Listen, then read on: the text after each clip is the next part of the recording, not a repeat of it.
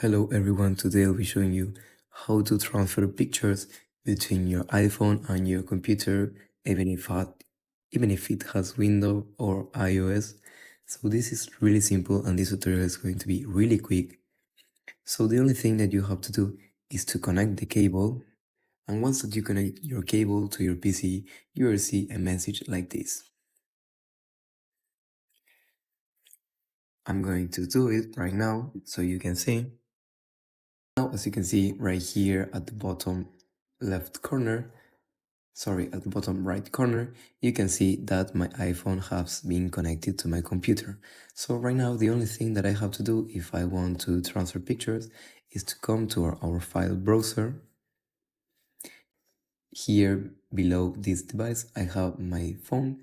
I'm just going to open this folder